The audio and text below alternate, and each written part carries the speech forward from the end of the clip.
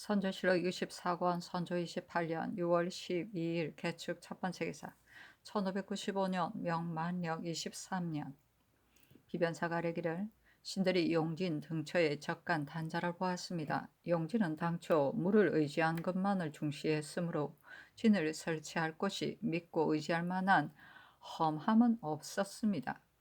그러나 미리 구획하여 극력 방수한다면 물을 의진한 험함이 산을 의지하는 것보다 낫습니다.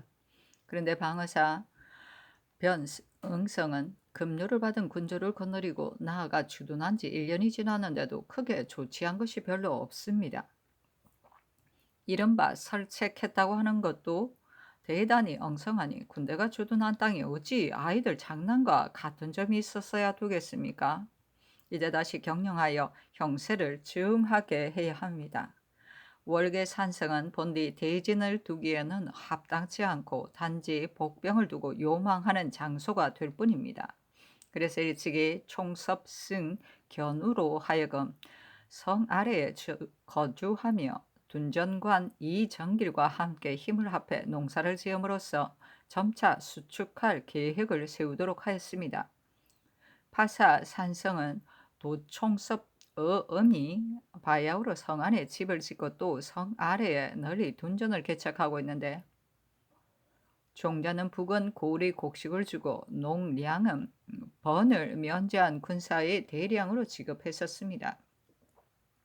성벽이 무너진 곳은 또한 승군으로 점차 수축하고 가을에 추수한 곡식은 성 안에 비축하여 급할 때의 용도에 대비해야 합니다. 그리고 어음에게 수확한 뒤 원수를 본사에 첩보하게 함이 마땅합니다.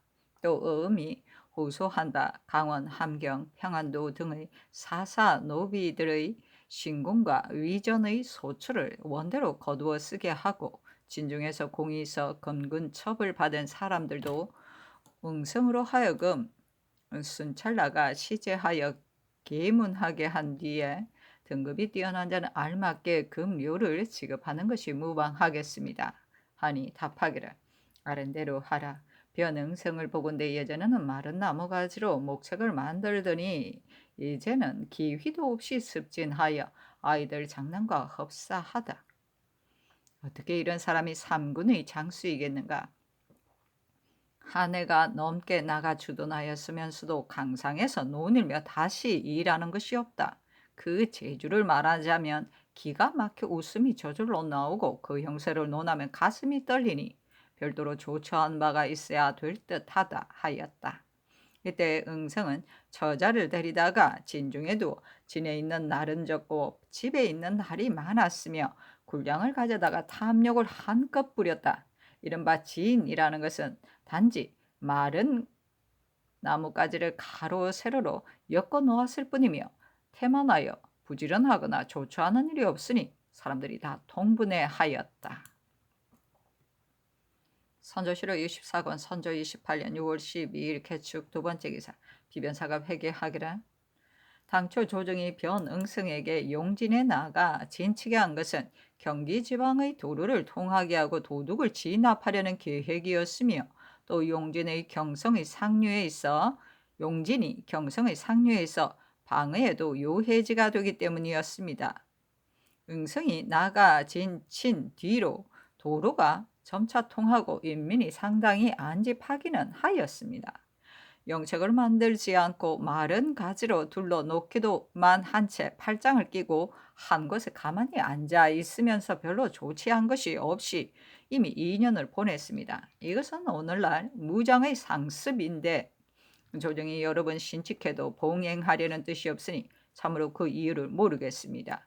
기휘에 있어서도 비록 재력이 고갈되어 조치하여 갖출 수는 없다 하더라도 만약 그 뜻만 있다면 조정에 개청하거나 형편대로 조치해도 안 될 것이 없을 텐데, 강상에서 논일며 하나도 한 것이 없으니 그 죄를 논하자면 징벌에 처하여야 할 것 같습니다. 다만 그늘인 군졸이 다 먼 곳의 오합지졸인 승군인데 응성이 장수가 된 지 이미 오래라서 서로 잘 압니다.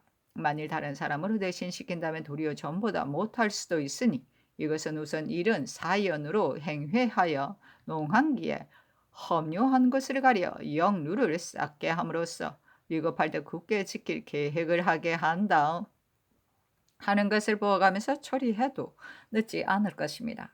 근래 나라의 기강이 해이해져 사람들이 두려워하지 않으니 비록 군국의 중대사라도 조정이 1100번 호령하나 외방은 하나도 거행하지 않습니다. 이같이 맥빠진 기세로 일을 성사시킬 수는 절대로 없으니 이 뒤로는 별도로 진숙시켜 별난 이후로 나라의 기강이 땅에 떨어진 것이 극도에 달했다. 조정의 영이 장수에게 행해지지 않고 장수의 영이 군졸에게 행해지지 않으며 사람들이 법을 두려워하지 않으니 스스로도 어찌할 수 없다고 한다. 나 약해서 떨치지 못하여 흩어지는 대로 내 맡겨두고 수습할 뜻이 없으니 어찌 한심하지 않겠는가. 벌써 병란이 일어난 지 4년인데 이제야 별도로 진숙시키려 하니 늦었다 하며 끝내 진숙시킬 수도 없는 데이겠는가. 혹 군중에 사신을 보내 엄중히 곤장을 때리거나 중한 경우에는 군율에 따라 처단하는 것이 어떻겠습니까? 하니 상이 따랐다. 선조실록 64권 선조 28년 6월 13일 갑인 첫 번째 기사. 비만기를 내렸다. 습진의 절차는 한결같이 중국의 진법대로 하라. 또 그것으로 진설을 만들어 인출하도록 훈련 도감에 이르라.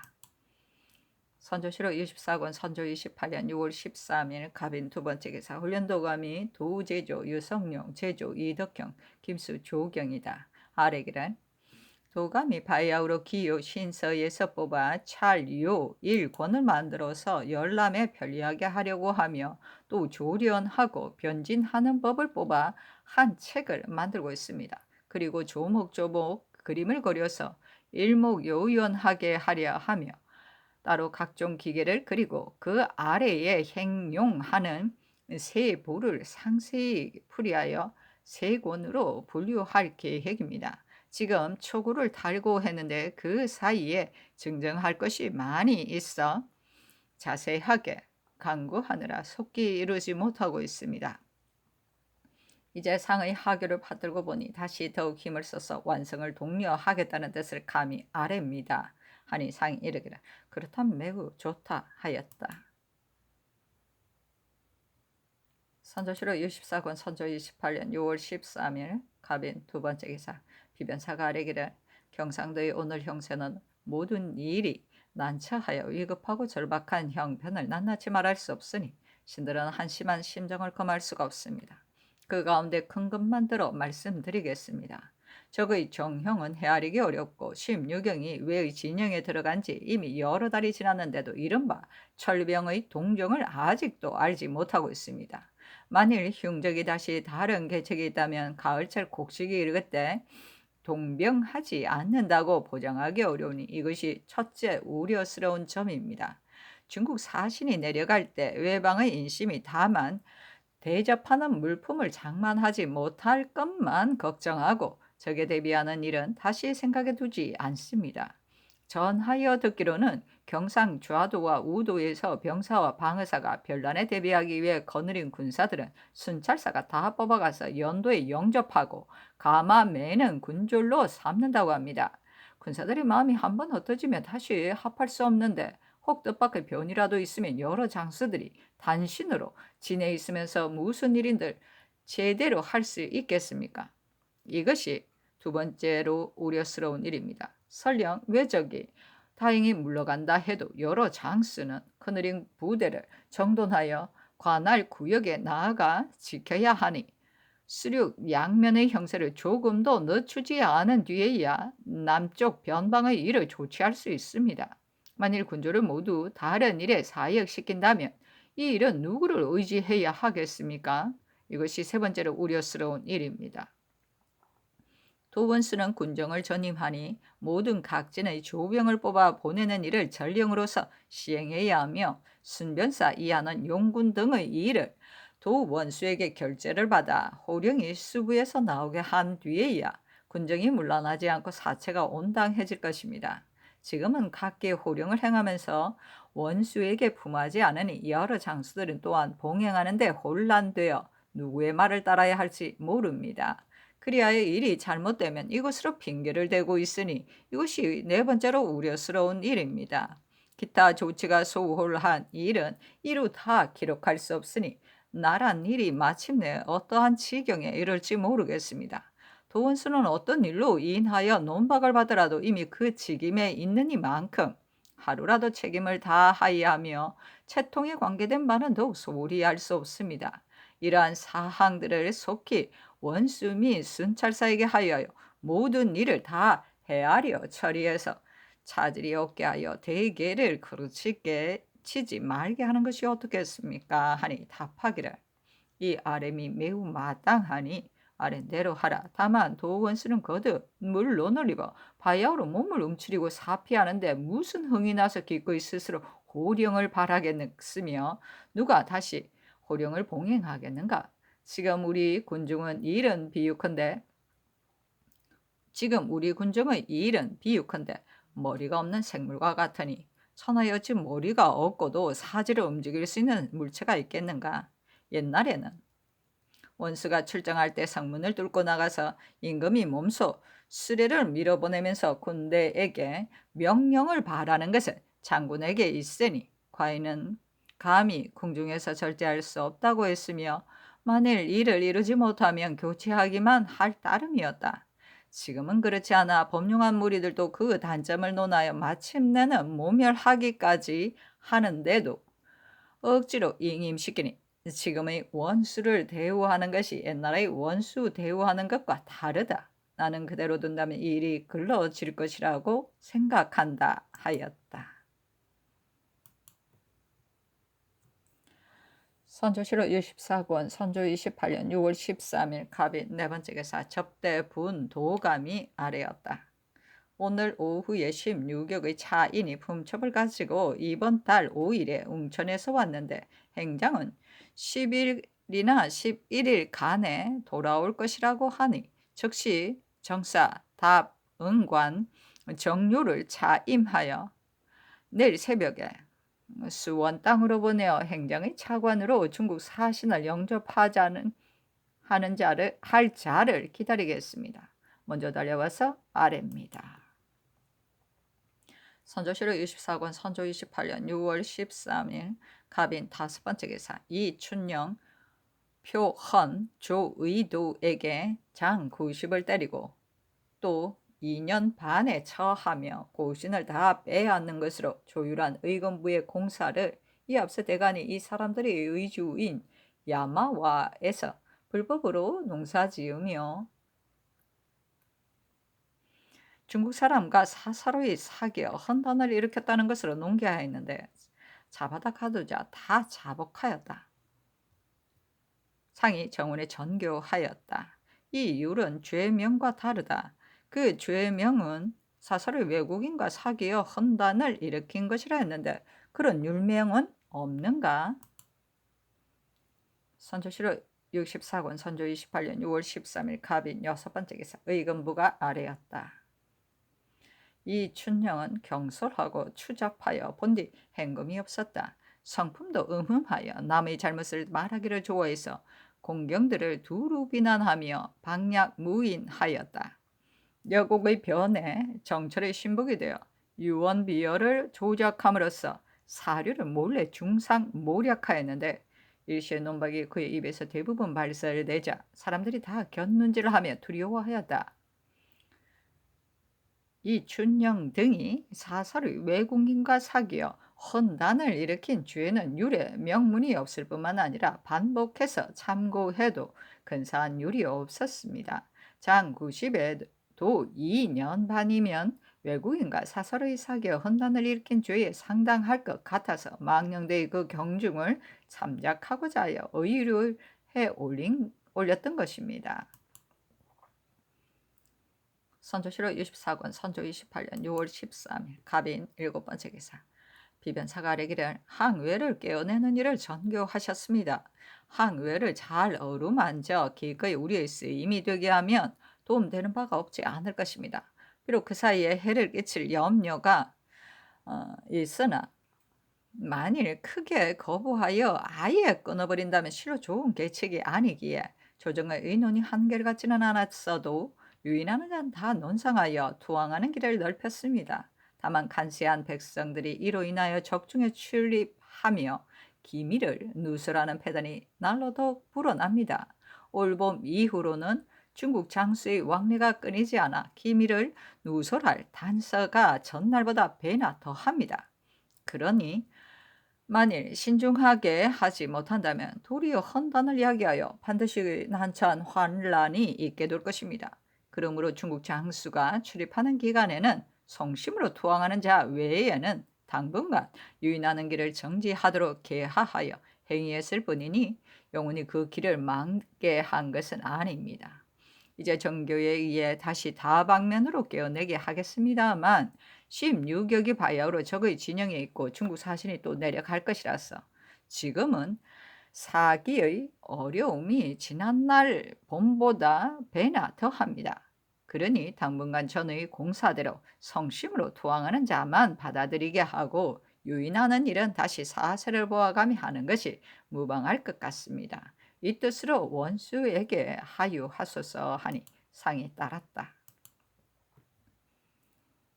선조실록 24권 선조 28년 6월 13일 갑인 8번째 기사 도원수 권율이 치게 하기를 경상 우 감사의 장계이거 비변사가 계하받아 행위한 관문의 대요의에 의하면 감사 자신은 삼가 산성을 지키고 병사와 진주 목사를 좌우의 위장으로 삼아 함께 단성 산성을 지키게 하며 성주 목사를 후위장으로 삼아 단성 산성을 지키게 하며 성주 목사를 후위장으로 삼아 용기 단성을 지키게 하고 싶다 했습니다. 이것은 서성이 진법과 군기를 완급을 알지 못해서 한 말입니다. 명색이 순찰사의 위장인데도 두 위장이 한 성에 있기도 하고 멀리 사식정의 밖에 있기도 하니 저기 만일 두 사이를 차단한다면 순찰사는 위장에게 호령하거나 절제하지 못할 것이고 위장도 자기의 임의대로 조처하지 못할 것이라 순식간에 이를 거르칠 것이 틀림없습니다. 그러니 각기 한 진을 이루어 각각 5위로 나누고 각 진장이 된 자는 시기에 임하여 형세를 보아 목숨을 바칠 것으로 결심하는 것이 상책입니다. 서로 바라보이는 각 요해처에서 방비 시설을 하여 미리 군량과 무기를 비축하고 보루를 튼튼히 하여 스스로 지킨다면 적이 감히 넘어가지 못하고 또한 감히 쉽사리 침범하지 못할 것입니다. 그리고 시기에 임해 기병을 내어 중간을 차단하거나 뒤를 밟거나 하여 적도로 하여금 좌우로 호위하게 하며 군량 보급로도 끊어지게 해서 깊이 진입하지 못하게 해야 할 것입니다. 그런데 신뢰하기 어려운 것은 민정이 한결같지 않고 장수의 마음을 정하기 어려운 것입니다. 또 적종의 각 진에서 광선을 여박선을 말한다. 많이 만들어 낙동강으로 군량을 운반할 계획이라고 하는데 비록 저의가 있다고는 하나 실은 우리를 속이는 말로서 부득이할 경우에는 호남에서 양식을 장만해야 하는 것이 그들의 음모입니다. 낙동강변에 보루를 쌓고 포루를 많이 설치한다면 강으로 군량을 운송하려는 적이 반드시 도달하지 못하게 될 것이니 신의 어리석은 계책도 이에서 벗어나지는 않습니다. 다만 밀력이 넉넉지 못해 보루를 쌓는 것이 쉽지 않을 뿐더러 한두 곳에 보루를 설치한다 하더라도 좌우의 육로로 올라오는 적이 먼저 각 보루를 침입한다면 굳게 지키며 저들의 강선을 격파할 수 있을지 보장하기 어렵습니다. 그러나 포기하고 가만히 있을 수는 없으니 비변사 공사대로 지형을 순시한 다음 계획하여야 할 것입니다. 하였는데 상이 비변사에 내렸다. 비변사가 회개하기를 계진한 일이 잠옷 군기에 합치하니 오늘날 적을 막는 계책으로는 이보다 나은 것이 없습니다. 원수의 뜻이 이미 여기에 환히 나타났으니 바로 이 기회를 타서 여러 장수들을 독려하여 태만함이 감독하고 인민을 단결시킴으로써 오늘 한 가지 일을 하고 내일 또 한 가지 일을 하여 점차로 실시해 나간다면 반드시 성사될 날이 있을 것이니 매우 기뻐할 만합니다. 서성의 5위로 나누는 이 일에 대해서는 군대 편성의 채모로 말하면 불과할 것이 없지만 사세로 말하자면 비록 명색이 위장이라고는 하나 혹 50 내지 60리 밖에 있어 산천이 막혀 있는데 적의 왕래는 순식간에 있어 바람처럼 빠르니 이는 어느 겨를에 각 위를 모아서 주의하겠습니까? 각각 그 군대를 거느리고 지형을 살펴 미리 약속해 두고는 적병이 향하는 데 따라 진퇴하며 요격해서 차단해야 할 것입니다. 대의요는 더욱 장수와 군졸이 합심하여 난해에 임해 서로 보호하고 이산하지 않도록 하는 데 있을 따름입니다. 기타 임기 책응하는 것은 오로지 장수의 손에 달린 것으로 조정이 멀리서 절제할 수 있는 것이 아닙니다. 낙동강은 일도의 한 가운데에 관통하고 그 일파는 기강에서 진주까지 도달됩니다. 적병이 진주를 침범할 때 아군은 다 적이 반드시 육지로 진격해 올 것으로 예측하고 강로는 대비하지 않았는데 적이 강류를 따라 큰 배로 군량을 싣고 강을 뒤엎은 뒤 올라와 드디어 여러 날에 걸쳐 포위 공격함으로써 진주가 마침내 함락되었으니 지금인들 어찌 유독 그러하지 않겠습니까? 그러므로 낙동강 일대의 요해지에 강을 끼고 서로 바라보이는 곳에 영루를 1, 2둔이나 2, 3둔을 쌓아 형세를 서로 연결되게 한다면 방어의 계책에 어찌 도움이 적다고 할 수 있겠습니까? 걱정되는 바는 재력과 밀력을 제대로 할 수 없는 것일 뿐입니다. 올해는 다행히 적이 동병하지 않고 곡식도 꽤 풍년이 들었으니 지금은 놓치고 도모하지 않는다면 다시 오는 날을 기다리겠습니까? 그러나 먼 곳에 억척으로 하는 말이 어찌 다 곡절을 다 할 수 있겠습니까?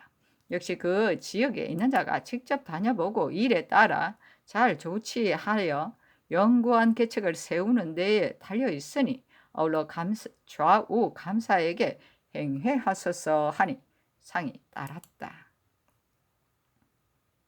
선조실록 64권 선조 28년 6월 13일 갑인 9번째 기사 도원수 권율이 신병으로 사직하였는데 비변사가 그대로 유임시킬 것을 결정하니 상이 따랐다. 선조실록 64권 선조 28년 6월 13일 갑인 10번째 기사 홍진을 겸 지춘추관사로 김늑을 겸 동지 춘추관사로 조정립을 병주 조랑으로 유영경을 형조 참판으로 강신을 진흥군으로 이정립을 간교하고 아침을 잘해 수시로 아부를 일삼았다. 처음에 이발의 문화에서 노예처럼 굴어 출세하였는데 여곡이 일어나자 거꾸로 정철에게부터 문사 낭청으로 훈적에까지 참여되었다. 일찍이 정철이 정성을 사직한 데 대한 불륜 비답을 응제한 글에 유속에서 천길이나 초울하여 이 때문에 집권자를 거슬러 10년이나 배척되었다는 구절이 있었으니 사람들이 다 침을 뱉으며 비웃었다. 광림군으로 황씨를 홍문관 은교로 윤돈을 사관은 사관으로 정경세를 겸 세자 시강은 문학으로 삼았다. 선조실록 64권 선조 28년 6월 14일 을미호 첫번째 기사 비변사가 아뢰기를 평양에서 시제할 때 민간의 아동도 대오의 법을 알아 기를 사용하며 진을 쳤으며 또 살수의 기예에 능숙하여 입격한 자가 38인이나 되었으니 매우 가상합니다. 우선 쌀과 배로서 시제의 상등, 하등을 나누어 논상함으로써 권징하는 뜻을 보이소서 하니 상이 따랐다. 선조실록 64권 선조 28년 6월 14일 을미호 두번째 기사 비변사가 아뢰기를 오늘날 허다한 조치는 모두 대개의 기묘한 관계가 없고 둔전 한 가지 계책만이 가장 중요합니다. 대개 둔전을 하면 네 가지 이익이 있습니다. 인민을 단합시키는 것이 첫째요. 험지에 운거해 요해지를 지키는 것이 둘째요. 농사를 권장해 곡식을 비축함이 셋째요.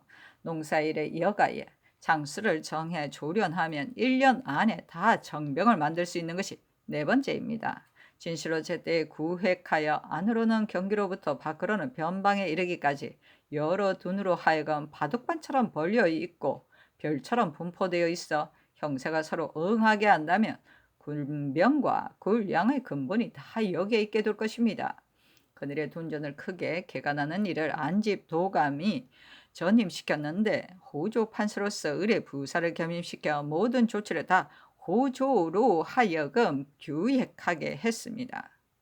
다시 상의한 즉 호조는 일이 많으니 반드시 또 한 사람을 두어 함께 그 임무를 살피게 하고 대신이 총괄한 뒤에야 일을 이룰 수 있습니다. 안집사를 제조라고 계칭하여 유건과 김수를 아울러 제조에 차임하고 또 제조는 의망하여 자출함으로써 그 일을 중하게 하는 것이 어떻겠습니까?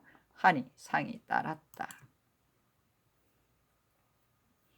선조실록 64권 선조 28년 6월 14일 을며 세 번째 기사 유성룡을 안집도 제조로 삼았다.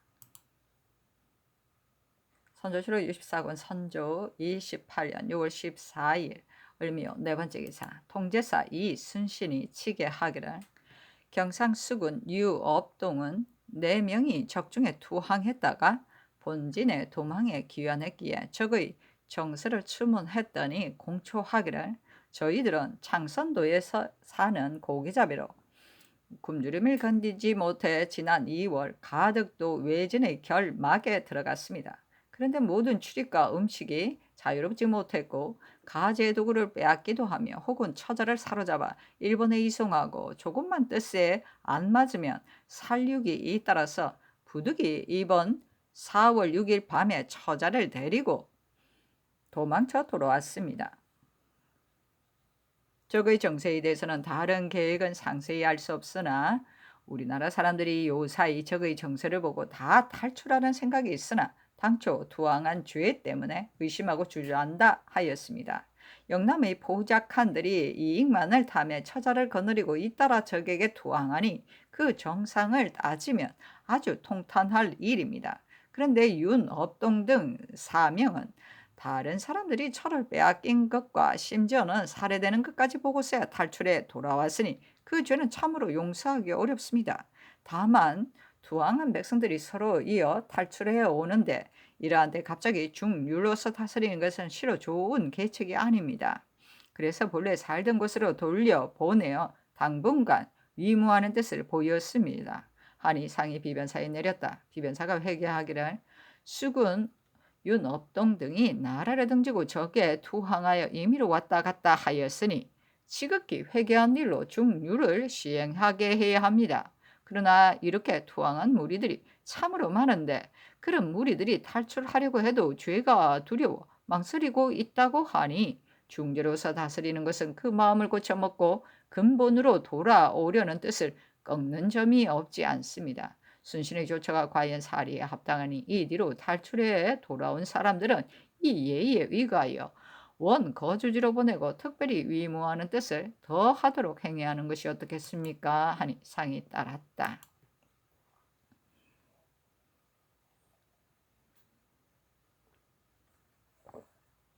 선조실록 24권 선조 28년 6월 15일 병진 첫 번째 기사 상이 별전에 나아가 강관을 인견하였다. 영사 김응남, 지사 추향, 특징관 이헌국, 이충원, 참찬관 이동열, 지비 신식, 시간관 김시헌, 정은 이형욱, 검토관 정경세가 입시하였다. 김시헌이 주역을 진강하였다. 강이 끝나자 상이 이르기를 적의 꾀는 간교하다. 소서행장이 들어간 지 이미 오래이고 소식이 연락부절인데 풍신수길이 과연 철병하게 했다면 어찌 지금까지 소식이 없을 리가 있겠는가? 중국 사실은 적이 반드시 돌아간다고 하지만 중국 사람의 말도 믿을 수가 없다. 만일 적이 조선을 구시로 삼는다면 어떻게 대응하겠는가? 근래 소식이 없으니 반드시 지영하려는 계책이다. 하루아침에 갑자기 동병하여 남방을 지켜내지 못한다면 이것은 문호를 지키지 못하고서 안을 편안히 하고자 하는 것이니 어찌 어렵지 않겠는가 하니 헌국이 아뢰기라. 임금은 자강을 힘쓰지 않을 수 없습니다. 남의 말에 동요하여 변개하는 바가 있다면 유시 무종을 면치 못할 것이니 누가 충성을 바치겠습니까? 성종 대왕은 연기가 탁월하여 이를 다 쾌히 결단하였으니 비록 이 적을 만났더라도 반드시 선처함이 있어 지금까지 질질 끌지는 않았을 것입니다. 지금 상께서 좋은 생각을 가지고 계시더라도 우유부단하게 하신다면 끝내는 일을 이룰 수가 없습니다. 세월은 빨리 흘러가는데 매양 기회를 잃으니 어찌 우려할 바가 아니겠습니까? 하고 경세가 아뢰기를 신도 강건의 덕을 매양 아뢰었습니다. 상께서 호령을 발하심에 있어 극진히 하지 않는 것이 없으나 일이 끝나는 유야무야한 대로 돌아가니 헌국이 아랫 말이 가장 옳습니다. 하였다. 상이 이르기를 그렇다면 나더러 우유부단하다고 하는 것인가? 좋은 명령이 나에게서 나온다 하더라도 끝내 그것을 맡아 사는 사람이 누구인가? 하니 헌국이 아뢰기를 신은 본디 어리석고 미련하여 생각이 있으면 반드시 아래입니다. 상께서 좋은 명을 내려도 아래에서 봉행하는 자가 없어 방치해 둔다고 말한 것일 뿐입니다. 하고 응남이 아뢰기를 헌국이 노신으로서 지성껏 진달하였으니 상께서도 지성으로 흉금을 터놓음으로써 군신 사이의 정의가 서로 통하게 한다면 어찌 아름답지 않겠습니까? 신이 거의 30년이나 경륜에 출입하였으니 어찌 상세히 알지 못하겠습니까? 모든 일을 하나하나 힘쓰도록 책하고 행하지 않으면 벌하여 벌을 주더라도 안 될 것이 없는데 매영 어찌 할 수 없다. 아래에서 하지 않아서 그럴 뿐이다. 고만한다면 무슨 일인들 할 수 있겠습니까? 하였다. 상이 이르기를 좌상은 말은 그렇지 않다. 판서 이형국은 말은 호령을 내리기는 하나 끝이 없다는 것인데 이것은 내 뜻이 아니다. 만약 시의가 그렇지 않다고 한다면 임금이 10분 스스로 옳다고 하더라도 어찌 억지로 우기겠는가? 하니 헌국이 아뢰기를 옳다 그르다 하는 사이에 모름지기 스스로 독단하셔야 합니다. 하였다. 상이 이르기를 그러다 하는데 독단하면 안 되는 것이고 옳다 하더라도 독단한다면 해가 없지 않을 것이다. 하니 경세가 아뢰기를 소인이 군자를 모함할 때 간혹 독단하시라고 주장하여 임금을 미혹시키기도 하고 이 점을 삼가지 않아서 안 됩니다. 그러나 스스로 결단성을 가져 모름지기 성심을 굳게 정하고 남의 말에 동요하지 않아야 일을 이룰 수 있는 것이니 헌국의 말을 모두 이해하지 못하신 것 같습니다. 하니 헌국이 아뢰기를 비변사가 비록 날마다 모여 회의하나 말만 하지 실시하는 것이 없으므로 사람들이 마음이 흩어지고 나라의 기강이 해이되어 거의 다 망한 시대와 같은 점이 있습니다. 상께서 자강하시면 큰일을 할 수도 있겠다 싶어 감히 아랜 것입니다. 하니 상이 이르기를 내가 자상에게 노상 말하지만 잘 되지 않는다. 내가 주역을 잃는 것은 시사를 하고자 해서가 아니라 아침에 도를 들으면 저녁에 죽어도 좋다는 뜻이니 다만 역의 이치를 깨닫고 싶을 뿐이다. 저기 만약 바다를 건너간다면 나의 뜻을 따르기를 원한다 하였다. 신식과 이 형욱이 아뢰기를 이것은 소극적인 말씀입니다. 어떻게 이렇게 어렵고 근심스러운 때 어찌 이러한 말씀을 하게 하십니까? 미안한 심정을 금할 수가 없습니다. 하고 응남이 아뢰기를 중종조의 정광필이 노병으로 집에 있으면서 기거도 제대로 못했네. 그때 중종이 마침 인종에게 전의하려고 했습니다. 홍언필이 그때 정성이었는데 광필에게 서신을 보내 일은 큰일을 만나 어찌할 줄은 모르겠다 하니 광필이 그 말을 듣고 즉시 일어나 골라에 달려 나아가 아래에서 소청을 이루었습니다. 태평한 시절에도 그러했는데 하물며 지금 위급한 시절에 감히 이러한 하교를 하십니까? 하니 상이 이르기를 역에 시의가 있으니 때에 따라 처하여 변통하는 도를 터득함을 말하는 것이다 하였다. 헌국이 아뢰기를 이런 소극적인 하교를 바라시니 장차 종묘사직은 어디에 놔두고 자신만 편하라고 하십니까? 이러고도 신하들에게 직분을 다하라고 책하실 수 있겠습니까? 지금은 바로 상하가 힘쓸 때인데 매양 이러한 하교를 하시니 매우 민망하고 염려됩니다. 하고 경세가 아뢰기를 상께서 이러한 뜻을 잊지 않으시고 정교하시는 사이마다 늘 그러한 뜻을 함축하고 계십니다. 곧 권율의 일로 하교하실 때 상하가 어찌 다르겠는가? 구차히 억지로 처해서는 그 임무를 다 살필 수 없을 것이라는 말씀이 있었는데 신의 생각은 그런 뜻을 함축하고 있다고 여겨졌습니다. 하니 상이 이르기를 옳다. 내가 과연 뜻이 있어 그렇게 말한 것이지 권율만을 가리킨 것은 아니다. 나의 이 마음은 일거수일투족의 사이에도 잊은 적이 없다. 벗어날 수 있다면 그만이지만 벗어날 수 없다면 내가 알아서 처리해야 할 것이다. 나의 기력은 올해와 지난해가 다르다. 정문에서 출입하는 호분한 일과 팔도의 다사다난한 응접의 일을 나의 병든 몸으로 감당하기 어려운 형편이다. 이것이 나의 진정에서 나온 말이다 하였다. 경세가 아뢰기라. 신이 사서 였을 때 서연에 입대한 적이 있습니다. 그때 동궁이 주상의 인명함과 신무함으로써 제대로 할 수 없다면 나의 미약한 자질을 어떻게 할 수 있겠는가 하였는데 그 민망해하고 절박해 여기는 심정이 언표에 넘쳤습니다.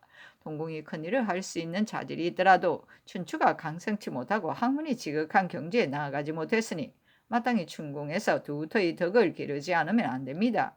그래야 뒷날 일을 조처함에 있어 제대로 할 수 있을 것입니다. 상께서 그 정상을 만분의 1이라도 알고 계신다면 이렇게 계시면서 이렇게 하신다면 더욱 온단치 않습니다. 한 무제도 안정된 시대를 자손에게 물려주려고 했습니다. 상께서 회복을 이루어 자손에게 물려줄 계책을 도모하는 것이 어찌 옳지 않겠습니까? 하니 상이 이르기를 나의 민박하고 절박함은 더욱 그지없다. 동궁의 민망하고 절박한 심정을 염려할 만하나 나의 민망하고 절박한 심정도 염려하지 않아서는 안 된다. 나는 원래 심장병이 있는데 지금은 병 뿌리가 이미 굳어져 나도 모르게 눈물이 흐르고 머리가 아프며 귀가 멍하다. 나이도 노쇠기에 접어들었는데 이런 자에게 만기를 책한다면 감당할 수 있겠는가? 이 때문에 나의 소회를 이루고 싶어 밤낮으로 바란다 하였다. 김시헌이 나아가 아뢰기를 지금 정교를 받들고 보니 좌우의 신료로서 마음이 동요하지 않은 이가 없습니다. 대개 신료에게 환심이 있은 뒤에야 온갖 일을 거행할 수 있는 것이니 만약 환심이 없다면 어느 일인들 이룰 수 있겠습니까? 그리고 주욕을 이는 데는 모름지기 마음을 다스리는 것으로 급선무를 삼아야 하니 마음이 화평하다면 역의 이치를 교명할 수 있습니다. 신이 젊어서부터 질병이 많았고 심장병이 더욱 심했는데 일찍이 스스로 시험해보니 마음을 다스리는 게 가장 좋은 약이었습니다. 신의 얕은 서견으로 대략 진술을 하겠습니다. 지금의 시대는 역으로 추산하는 바로 건에 해당합니다. 그 상은 아니 어렵고 밖은 험한 것인데 오효에는 크게 건 하나 벗이 온다고 하였고 이 효에는 왕신의 건건함이 자신의 연고 때문이 아니라고 했는데 이것은 바로 군신이 서로 권면하여 난세를 담당하려는 뜻이 있는 것입니다. 건에서 함이 되고 중부가 되면 성공할 수 있고 건에서 해가 되고 환이 되면 성공할 수 없습니다. 기왕에 이 건을 만났으니 군신이 스스로 격려하여 성공을 이루어야지 어찌 퇴형하여 끝내 실패했어야 되겠습니까? 상께서 물음지기 이것을 명심하여 안심하고 수양하신다면 서무의 제결은 여사일 뿐입니다. 근자의 매양 이러한 하교가 있으니 좌후 전후가 다 당황하여 안타깝고 절박한 심정을 가집니다. 어찌 조금 환심이 없을 뿐이겠습니까? 하고 인하여 절하고 아래는 사이에 눈물이 줄줄 흘러 내리었다. 상이 위로하고 이르기를 주역을 정밀하고 숙달을 되게 읽지 않았다면 어찌 논리가 이 같을 수가 있겠는가? 하니 헌국이 아뢰기를 시연은 바로 김제갑의 아들입니다. 지난 선왕조 때에 문신을 뽑아 주역을 학습시킨 적이 있었는데 그때 제갑도 신급제로서 그 가운데 들어섰으니 임진왜란 초기에 원주 목사로서 순절하였습니다. 하였다. 상이 이르기를 제갑의 죽음은 나도 안다 하니 시헌이 아뢰기를 신의 부모가 신에게 서찰을 보내 죽음을 결심했음을 말하였는데 과연 적의 손에 죽었습니다. 하였다. 상이 이르기를 이자가 윤정성의 외손인가 하니 헌국이 아뢰기를 그렇습니다. 윤계는 지성으로 사대한 사람인데 바로 김안국의 제자입니다. 하였다. 상이 이르기를 김안국은 김정국의 동생인가 하니 헌국이 아뢰기를 정국의 형입니다. 그 형제는 모제, 사제라고 호를 삼았는데 되게 그 어버이를 사모하기 때문이었습니다. 하였다. 상이 이르기를 옛날 경연에서 홍정성을 통해 들으니 중종께서 성하시던 날에 당시의 사람들이 김안국이 있었다면 반드시 국을 잘하였을 것이다 했다 하는데 대개 안국의 충성스러움을 가리킨 것이다 하니 헌국이 아뢰기를 갑5년에 중종이 여주에 행행할 때 김안국은 파직되어 향리에 있었습니다. 길가에 나가 배하라고자 하였지만 무리가 있을까 싶어 드디어는 의관을 거치고 밭 사이에 몰래 엎드려 거가가 지나가기를 기다렸으며 대개 그의 충성스러움이 이와 같았습니다. 또 안국은 오랫동안 예조 판서로 있으면서 외국인을 잘 대우하였기 때문에 지금까지도 미담으로 여깁니다 하였다. 상이 이르기를 김안국이 죽은 뒤에 일본 사람이 와서 제사를 지냈다고 하는데 그러한가 하니 헌국이 아뢰기를 외국인이 감격하였기 때문에 죽은 뒤에 와서 제사 지냈다고 합니다. 옛날 정몽주가 일본에 사신 갔을 때 외인이 모두 가마에 태우고 다녔다고 하니 충신하고 독경스러우면 오랑캐 땅에서도 행할 수 있다는 말이 어찌 미덥지 않겠습니까? 선왕조에서는 현인의 후손을 녹용하였는데 그일은 혼란한 와중이라 겨를이 없었습니다. 바라옵건대 선왕조에서 방문하여 벼슬을 주어 권장하던 규정대로 하신다면 매우 다행이겠습니다. 난리 뒤로 기율은 밝히지 않고 한갓 형장만을 엄중하게 숭상하니 삼가지 않아서는 안 됩니다. 하였다. 상이 이르기를 무슨 말을 하려고 하는가? 하니 헌국이 아뢰기를 옛날 옛적의 옥사와 종묘의 옥사의 형벌이 과중하고 주륙이 너무 혹독했습니다. 윤씨의 옥사에 이르러서는 무고한 사람들이 많이 장살되었습니다. 그 당시의 역변으로 말한다면 비만기로 추국청에 전교하신 것이 모두 옥석 구분을 염려하신 것이었는데 그때의 대신들이 모호하고 불분명하게 판단했기 때문에 범람한 결과를 빚어냄으로써 지금까지 죄적에 적혀 금고된 자가 부지 기수이니 어찌 통분하지 않을 수 있겠습니까? 근자에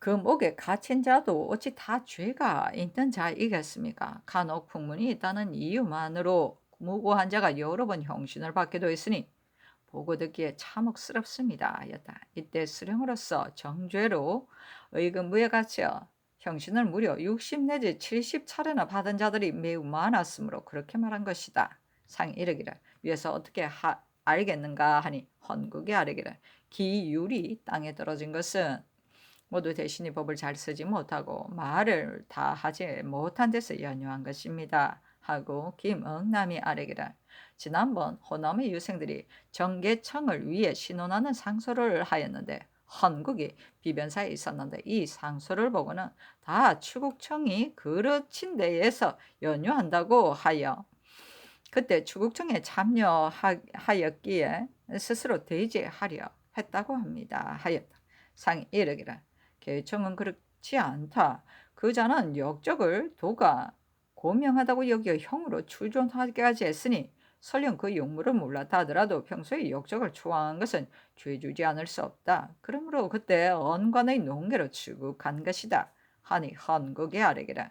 그때 역적의 학도들을 일체 죄준 것은 아래서 한 것이고 실제로 상께서 아셨던 것은 아니었습니다. 요사이는 각사가 다 기묘치 않은 일을 가지고 다투어 혹형을 승상하고 심지어 여러 도감들까지도 모두 그러합니다. 그런데도 오직 전쟁에 임해 도망간 장수에 대해서는 적시 형을 집행하지 않았습니다. 형을 써서야 할 때에 쓰지 않고 형을 써서는 안 될 때에 형을 쓰니 또한 억울함이 하지 않겠습니까? 지금 아래에 있는 자의 처사 때문에 원망이 모두 상에게 돌아가게 되었으니 모두를 어루만지면 임금이요 우리를 학대하면 원수이다 라는 말이 오늘날 정음되고 있습니다. 별난 때 선비는 성을 지키기도 했으나 무인은 다 소문만 듣고도 성을 버리고 도망쳤는데 지금 도리어 공이 없는 사람들에게 벼슬을 주면서 성을 지킨 사람은 쓰지 않는 경우가 있으니 이것은 해신이 살피지 못한 것입니다. 하였다. 사시에 파하여 나갔다. 선조실록 64권 선조 28년 6월 15일 병진 두 번째 기사. 함경도 관찰사 홍여순을 인견하였는데 승지 이덕렬 주서 전국 봉교 민유경 대교 500력이 입시하였다. 상이 홍여순에게 이르기를 경은 가서 맡은 일에 힘쓰도록 하라 하니 여순이 아뢰기를 신은 일찍이 북방에서 임무를 맡은 적이 없어 그곳의 일을 잘 알지 못합니다. 지난번에 기양살이를 했으나 한 곳에서만 머물고 출입하지 못해 별로 본 바도 들은 바도 없으니 군민의 이병과 크고 작은 패단을 상세히 알지 못합니다. 그러나 그 땅에 오래 머물렀었기 때문에 육진이 텅 비어있는 형편에 대해서는 대략 압니다. 회령부는 평시에 호각을 보면 경각 사이에 기병 수백 명을 모아 강변에서 병력을 시비하기도 했었습니다. 이제는 외란을 겪었고 또 오랑캐의 침략을 당했으며 기근과 전염병이 겹친 데다가 국경인 때문에 연좌되어 죽은 자가 많으므로 수십 명도 제때에 모을 수 없습니다. 회령은 근본의 땅인데도 인물이 잔약하고 비피함이 한결같이 이 지경에 이르렀는데 하물며 다른 진이겠습니까? 근래 해마다 흉년이 들고 좀도둑이 성행하여 백성들이 의지에 살 길이 없으니 매우 우려스러운 일입니다. 신이 임무를 받던 이유로 곰곰이 생각해보니 폐단이 생긴 이유는 실로 계민년 호비연 이후부터 유래됩니다. 국가에서 군대를 증원하고 군량을 운반한 것이 민심을 수습한 것 같으나 실은 폐단을 끼친 것이 많았습니다. 수령과 장사들이 침탈하지 않는다면 이곳의 군병만으로도 적을 방어할 수 있을 것입니다. 하였다. 상이 이르기를 먼저 위무하고 다음에 교련한다면 호적을 막는 것이 뭐 어렵겠는가 하니 여순이 아뢰기를 북방은 변방이라서 평시에도 오히려 조련해야 하는데 더구나 지금은 전시인이 더욱 100분 힘써야 할 것입니다. 다만 신이 아직 도임하지 않아 전 말을 모르므로 감히 먼저 번거로이 아뢰지는 못하겠습니다. 모든 일은 도임한 뒤에 품하여 하겠습니다. 하였다. 상이 이르기를 왜적이 오랑캐 땅에 몇 번이나 들어갔는가 하니 여순이 아뢰기를 왜구가 승승장구에 들어갔을 때 국경인이 나라를 배반하고 부령 땅에서 적을 맞아들였습니다. 그러나 적은 당초에 성에 들어가지 않고 먼저 선봉으로 하여금 가서 정탐하게 한 뒤에 비로소 들어가 성을 에워쌌는데 반민들이 입성을 강청함으로 청정이 따랐습니다. 그리고 부하 외노를 시켜 왕자 제신들이 구류된 곳에 들어가 보게 하고는 즉시 풀어주게 하면서 말하기를 왕자는 국왕의 아들이고 제신은 존귀한 사람인데 너희들이 어떻게 이렇게까지 구금하였는가 하였습니다. 3일 뒤에 도로 나오려 하자 국경인들이 청하기를 호적이 번번이 와서 침략하니 상관들께서 오셨을 때 군대를 동원해 공격한다면 어찌 큰 행운이 아니겠는가 하니 청정이 처음에는 의심했으나 강정으로 인하여 마침내 우리나라 사람을 선봉으로 삼고 이틀 노정의 요란케 땅에 들어가 서로 싸웠습니다. 한 부락이 흠지에 운거해 방어하자 호인들이 그곳에 모여 굳게 지키며 싸웠는데 우리나라 군사가 손만 듣고 무너진 것과는 비교할 수 없었습니다. 청정이 직접 검을 빼들고 선수 제군사를 치며 그 성 아래에 육박하였는데도 호인들이 경인에게 울며 호소하기도 하는 즈음에 성이 함락되어 거의 다 도살되었었습니다. 외적이 험지를 올려보며 싸웠기 때문에 죽은 자도 많았는데 드디어 도로 나와 해변을 향하여서 돌아왔다고 합니다. 그리고 저기 길주에 둔치고 있으면서 사방으로 나가 분탕을 지랄하고 진으로 귀환하는 즈음에 경상 사람들이 의병을 일으켜 길주와 명천 경계의 장덕산 아래에 복병을 설치하고 추격하여 남김없이 다 섬멸하였으니 이것이 바로 관북의 대첩으로서 큰 공로를 세운 것입니다. 이에 공론이 일어나 모든 사람의 말이 한결같았는데 그 군공이 지금까지 수년이 되도록 조그만 상조차 없었으니 이것이 장사들이 맥 풀리게 된 원인입니다. 대개 그때 정문부와 윤탁연이 서로 알력이 있어 화목하지 않았기에 정문부가 보고한 것을 윤탁연이 고쳐 마련하고 덮어두었으니 상이 고르지 않은 이유가 대개 여기에서 연유합니다. 하였다. 상이 이르기를 모든 일은 오로지 감사의 성심에 달려 성심이 어떠하느냐에 달려있다. 관북은 진상이나 부역 등의 일이 없으니 군사 교련을 할 수 있을 것이다. 포수, 살수 같은 기회를 힘써 가르치라. 양병을 성취할 수 있다면 오랑캐를 방어할 수 있을 뿐만 아니라 국가도 그 병력을 힘입을 수 있을 것이다 하니 여순이 아래기라. 단천에서 언을 채굴하는 것은 그 길이 매우 넓어 이제는 그만두려 해도 할 수 없으며 국가가 앞으로 큰 이익을 보게 될 것입니다. 신이 들으니 중국인 교사가 단천에서 은이 생산된다는 말을 듣고 대단히 가고 싶어 한다고 합니다. 지금 만약 보내준다면 반드시 탕진될 것이니 우리나라 사람을 가르치게만 하고 교사는 보내지 않아야 할 것입니다. 하니 상이 이르기라. 경은 잘 가라. 이 뒤로는 남의 잘못을 말하지 말라 하였다.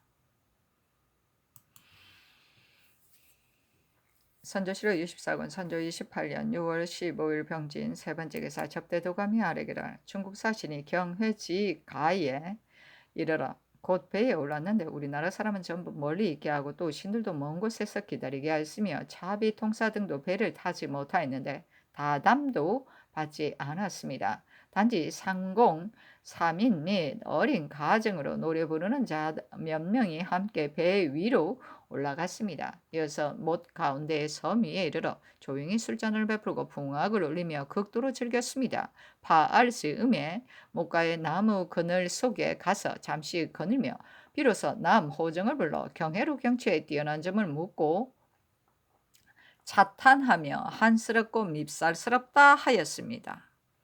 지금은 이미 사처로 돌아갔습니다. 하니 전교하기를 옛 무덤에서 슬픈 감정이 일고 종묘에선 공격심이 바란다. 이것이 천구에 불변하는 사람의 마음이다. 경해로 목가에 배를 띄우고 소유하며 환락을 극도로 하니 나는 그것이 옳은지 모르겠다 하였다. 선조실록 24권 선조 28년 6월 15일 병진 네 번째 기사 비만기로 정원에 전교하였다. 판중추부사 윤두수는 대신의 지위에서 여러 관원을 통솔하고 내전을 호위하고 있으니 모든 협잡과 범죄를 낱낱이 규찰하여 아뢰었어야 하는데도 왕자의 불의와 여러 관원의 범죄에 대해 아부하여 구차히 덮어둘 뿐 아니라 드러내지 않았으니 매우 부당하다. 행공 추구하여 뒷날을 경계하라. 선조실록 64권 선조 28년 6월 15일 병진 다섯 번째 기사 시강언문학 황신이 치게 하였다.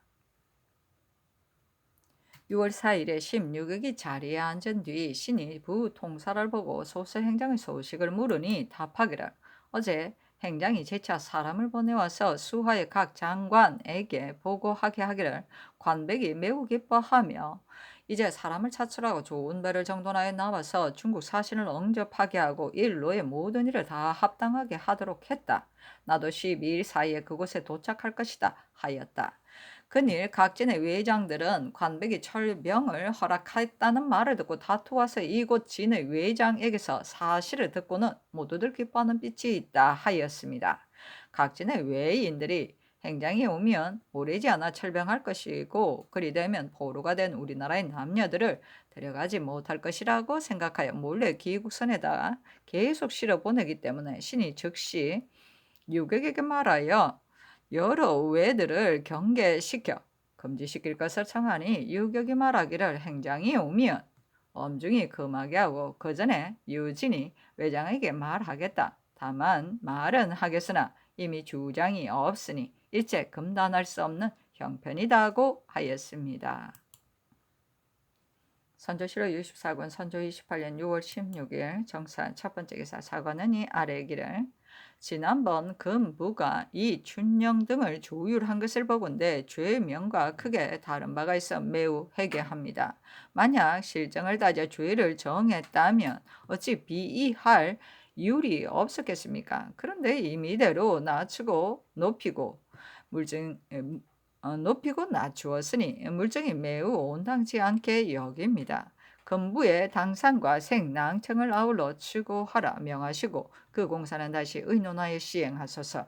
강령, 현감, 윤정은 외적이 경성을 점거한 날에 의병이라 칭하고 삼강의 배를 다 영솔하였는데 한 명도 참여하지 못하고 남의 재물을 약탈한 것만 일삼으며 그 자취를 없애고자 하여 심지어는 인명까지 살해했으므로 듣는 자들이 통분하고 참혹히 여기지 않는 자가 없습니다. 사판에서 삭제하라 명하소서 하니 상이 따랐다.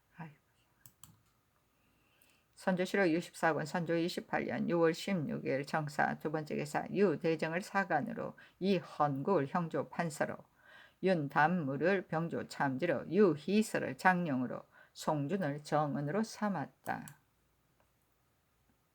선조실록 64권 선조 28년 6월 16일 정사 세번째 계사 예조가 아래기라 중국 조정이 평양 개성 백제 경성의 네 곳에서 전사하거나 병사한 관군을 위해 언양을 가지고 와 제물을 장만하여 단을 설치하고 제사를 지냈습니다.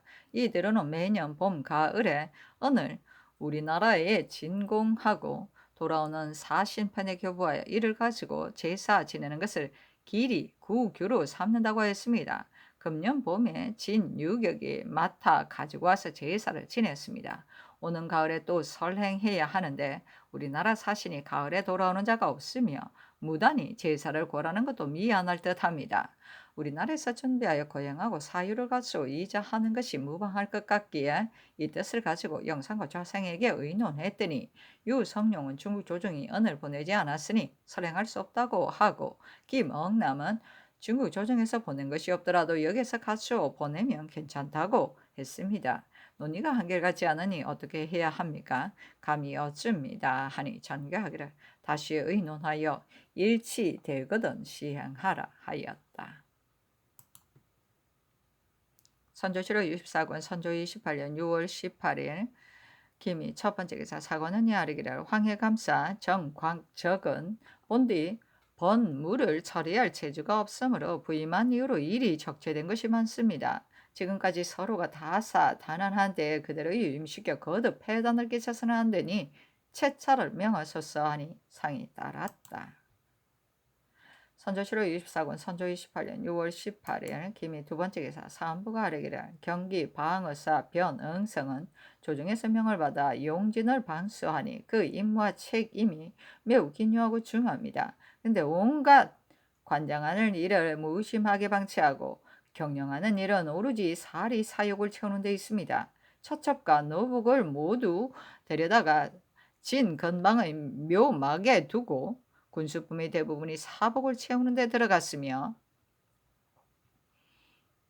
적에게서 노획한 허다한 우마와 재물을 다 자기 소유로 돌리는가 하면 심지어는 기휘나 금고 등의 물건까지도 많이 차지하였습니다. 그리고 좋지 않은데 뜻이 없어 임무를 부여받은 지가 이미 한 해가 지났는데도 둔정과 조련 등의 일은 윤곽도 잡지 못하고 있고 군량을 허비하는 것은 이루 다 셀 수 없으니 물정이 통분해하지 않는 이가 없습니다. 먼저 파직하고 난 뒤에 추구할 것을 명하소서 하니 상이 따랐다. 선조실록 64권 선조 28년 6월 19일 경신 첫번째 기사 예조가 아래기를 등준씨는 오는 8월 10일에 경상도 무과 초시를 9월 10일에 문과 무과의 전시를 하기로 전에 이미 행위하여 알렸습니다. 이제 기일이 박도하여 대신에게 의논했더니 다들 식년시를 이미 물러서 행하기로 했으니 등준씨도 사변이 정해지기를 기다려 다시 의논해 결정해야 한다고 하기에 감히 아래입니다 하니 상이 따랐다.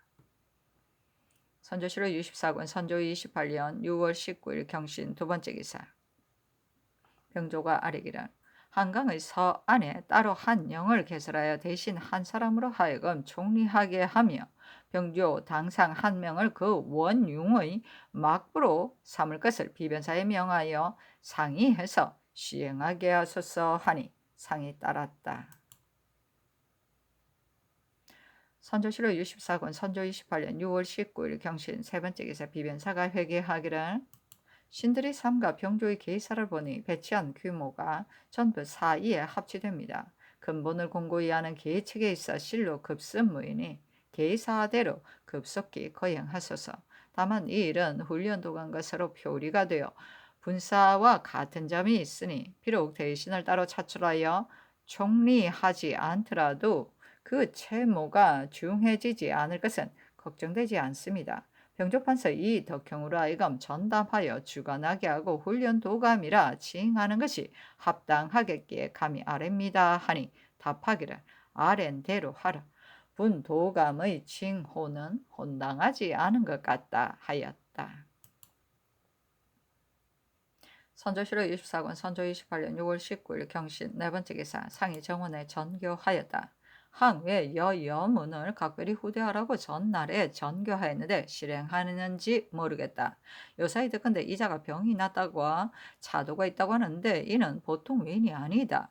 대우를 후하게 하지 않으면 안 된다. 그리고 그도 진력하기를 원하니 마땅히 한 초관을 차출 아동 수십 명을 뽑아 전적으로 여문에게 맡겨 교습시키고 이 영백과 산소우도 좌편과 우편을 삼아 모든 시제를 서로 승부를 겨누게 하고 등급을 매겨 논상한다면 저들은 이기지 못할까 두려워하여 각기 그 재주를 다 할 것이니 멀지 않아 전습이 성취될 것이다. 이 같은 일을 어찌 유의하여 하지 않는가?